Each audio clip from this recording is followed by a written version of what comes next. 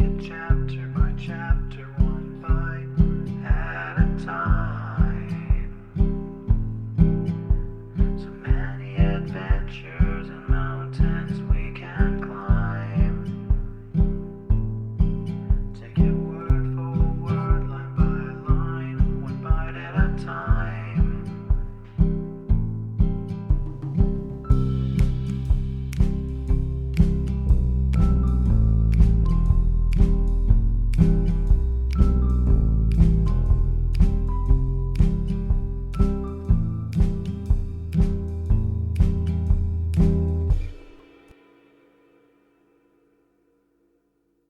Welcome to Bite at a Time Books, where we read you your favorite classics one bite at a time.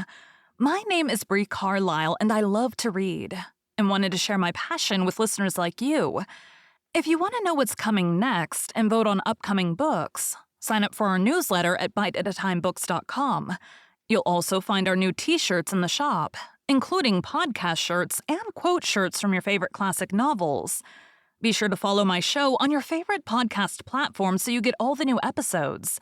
You can find most of our links in the show notes. But also our website, biteatatimebooks.com, includes all of the links for our show, including to our Patreon to support the show, and YouTube, where we have special behind the narration of the episodes.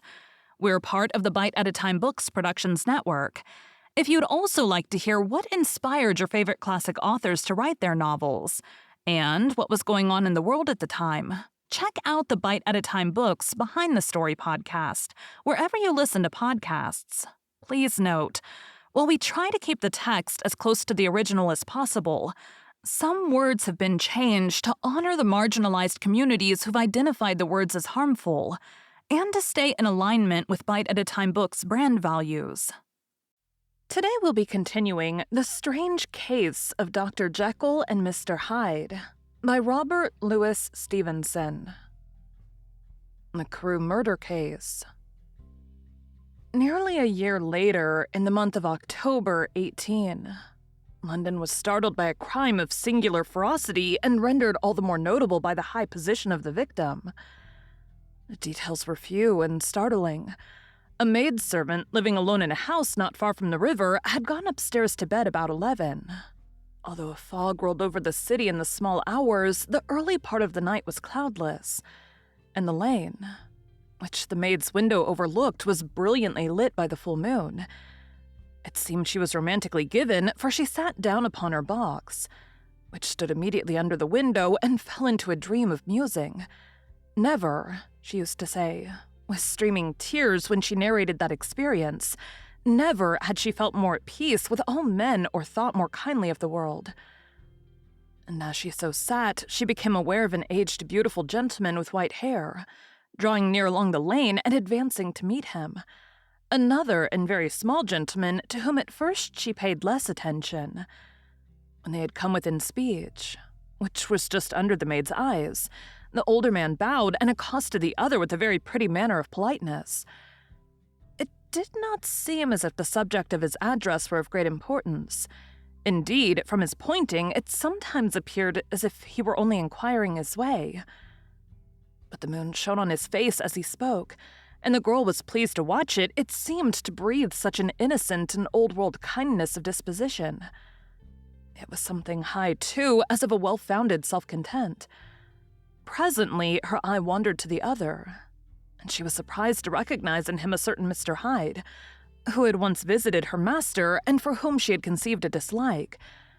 He had in his hand a heavy cane, with which he was trifling, but he answered never a word, and seemed to listen with an ill-contained impatience.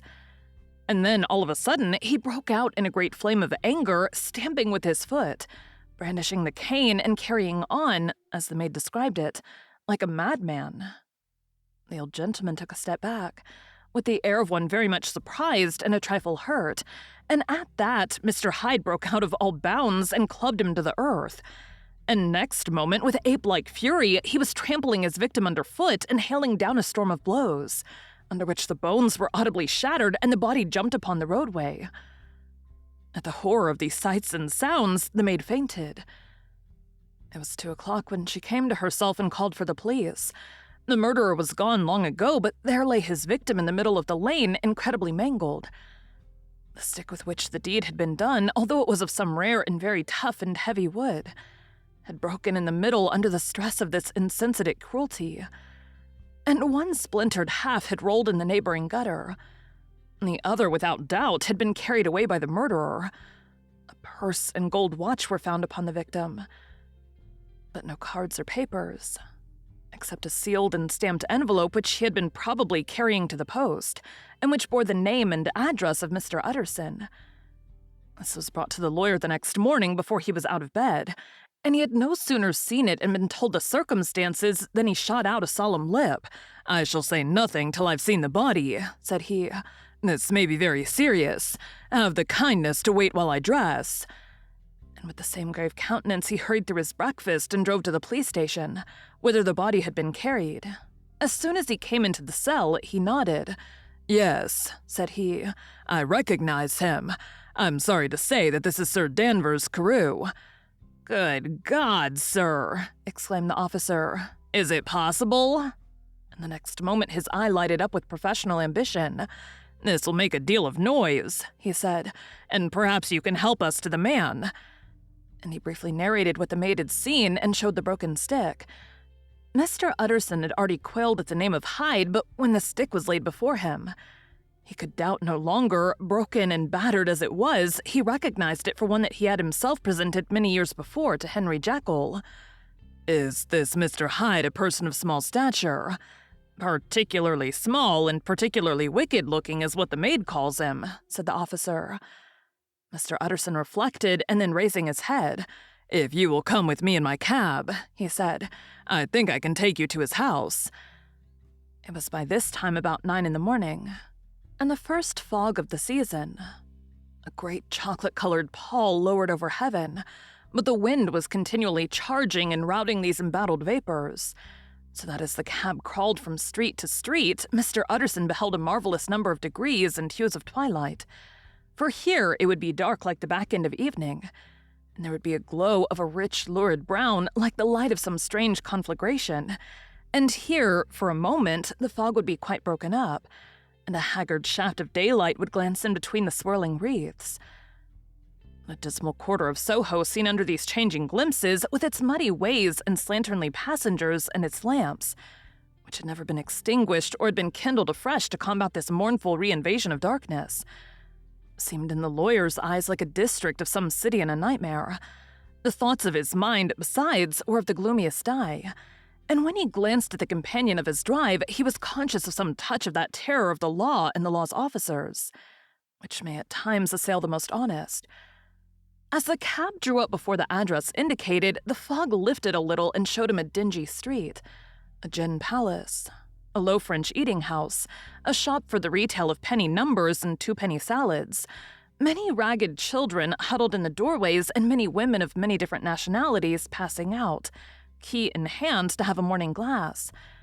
And the next moment the fog settled down again upon that part, as brown as umber, and cut him off from his blackguardly surroundings.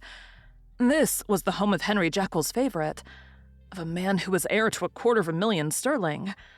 An ivory-faced and silvery-haired old woman opened the door. She had an evil face, smoothed by hypocrisy, but her manners were excellent. Yes, she said, this was Mr. Hyde's, but he was not at home. He had been in that night very late, but he had gone away again in less than an hour. There was nothing strange in that. His habits were very irregular, and he was often absent. For instance, it was nearly 2 months since she had seen him till yesterday. "Very well, then, we wish to see his rooms," said the lawyer.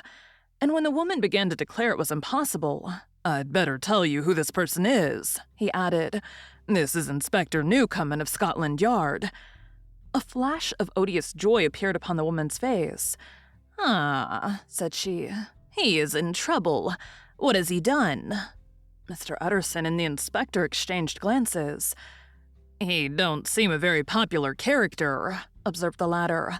"And now, my good woman, just let me and this gentleman have a look about us." In the whole extent of the house, which but for the old woman remained otherwise empty, Mr. Hyde had only used a couple of rooms. But these were furnished with luxury and good taste. A closet was filled with wine. The plate was of silver, the napery elegant.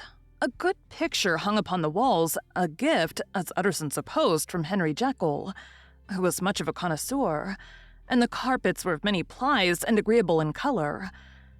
At this moment, however, the rooms bore every mark of having been recently and hurriedly ransacked. Closely lay about the floor with their pockets inside out. Lock-fast drawers stood open, and on the hearth there lay a pile of gray ashes, as though many papers had been burned. From these embers the inspector disinterested the butt end of a green checkbook, which had resisted the action of the fire. The other half of the stick was found behind the door, and as this clinched his suspicions, the officer declared himself delighted. A visit to the bank, where several £1,000s were found to be lying to the murderer's credit, completed his gratification. "You may depend upon it, sir," he told Mr. Utterson. "I have him in my hand. He must have lost his head, or he never would have left the stick, or above all burned the checkbook. Why, money's life to the man. We have nothing to do but wait for him at the bank and get out the handbills." This last, however, was not so easy of accomplishment, for Mr. Hyde had numbered few familiars. Even the master of the servant maid had only seen him twice. His family could nowhere be traced. He had never been photographed, and the few who could describe him differed widely, as common observers will.